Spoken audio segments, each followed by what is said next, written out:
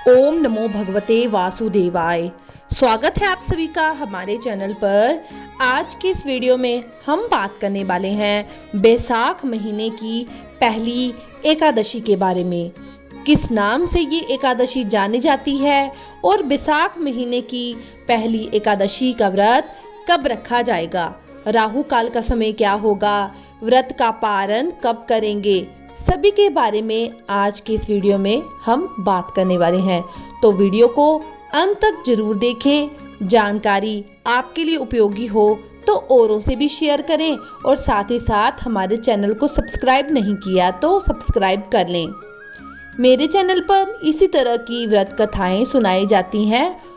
जैसे संकष्टी चतुर्थी की कथा मैंने आज अपलोड कर दी है। अगर आप वो भी सुनना चाहते हैं तो सुन सकते हैं।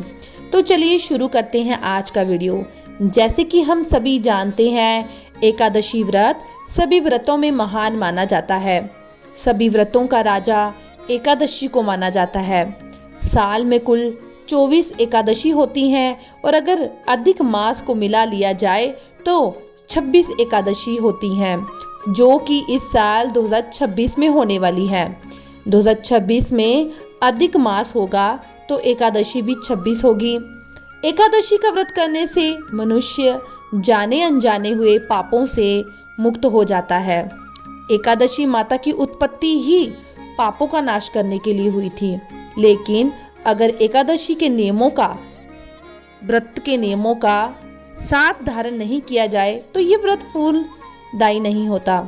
तो जब भी हम एकादशी का व्रत करते हैं तो सभी नियमों के साथ एकादशी का व्रत करना चाहिए, नहीं तो व्रत फलदायी नहीं माना जाता। एकादशी के नियम 3 दिन पालन होते हैं। तीनों दिन एकादशी के नियम पालन करना चाहिए, तभी ये व्रत पूर्ण माना जाता है। दशमी के दिन से एकादशी के नियमों का पालन किया जाता है। दशमी के सूर्यास्त के बाद से ही अन्न का और नमक का त्याग कर देना चाहिए।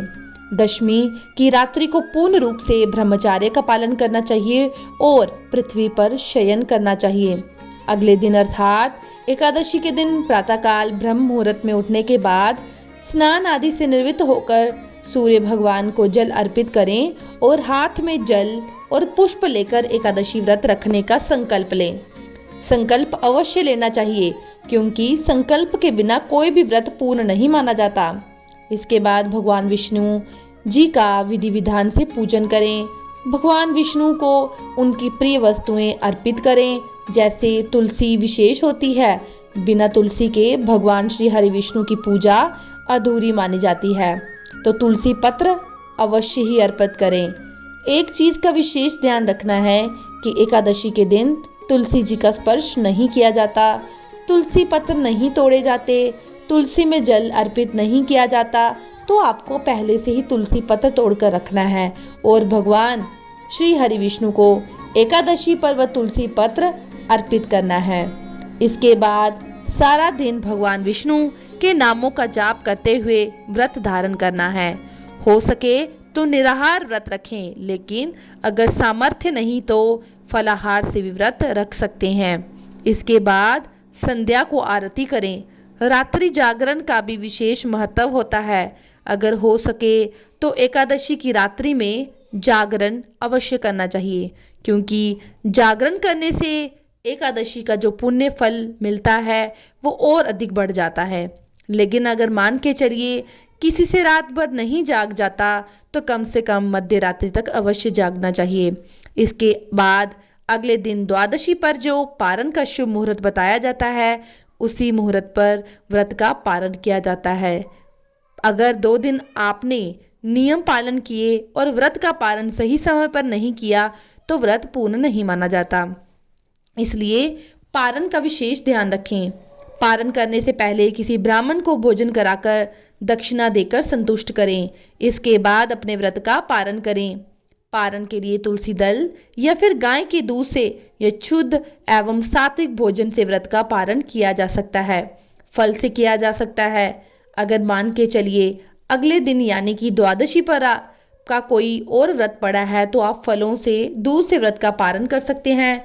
चाय कॉफ़ी से पारण कभी नहीं करना चाहिए, इस प्रकार अगर एकादशी का व्रत किया जाए तो जातक के सारे पाप नष्ट हो जाते हैं, भगवान विष्णु की कृपा प्राप्त होती है। अब मैं आपको बताती हूँ साल 2026 वैशाख मास के कृष्ण पक्ष की एकादशी कब होगी। तो देखिए, एकादशी तिथि का प्रारंभ होगा 13 अप्रैल सोमवार की रात्रि में 1:17 पर और एकादशी तिथि समाप्त होगी मंगलवार की रात्रि 1:08 पर। ऐसे में उदय तिथि के अनुसार वरुथनी एकादशी का व्रत 13 अप्रैल सोमवार को रखा जाएगा। इस दिन वैष्णव जन और सभी गृहस्थ जन एकादशी के व्रत का पालन करेंगे। वर्तनी एकादशी का पारण होगा मंगलवार को और व्रत के पारण का शुभ समय होगा 14 अप्रैल मंगलवार सुबह 6:54 से लेकर 8:31 तक। इसी के बीच में आप अपने व्रत का पारण कर लें, क्योंकि पारण के समय का आपको विशेष ध्यान रखना है। और राहु काल का समय आपको बताते हैं। राहु काल का समय 13 अप्रैल सुबह 7:30 से 9 बजे तक रहेगा और 14 अप्रैल मंगलवार को दोपहर 3 बजे से 4:30 तक रहेगा।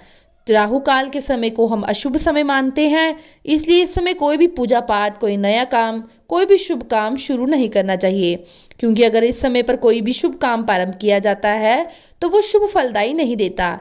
इसलिए राहु काल के समय का भी विशेष ध्यान रखें। तो ये थी एकादशी व्रत से जुड़ी जानकारी। अगर आपको मेरी वीडियो पसंद आती है तो चैनल को लाइक, शेयर और सब्सक्राइब करना ना भूलें।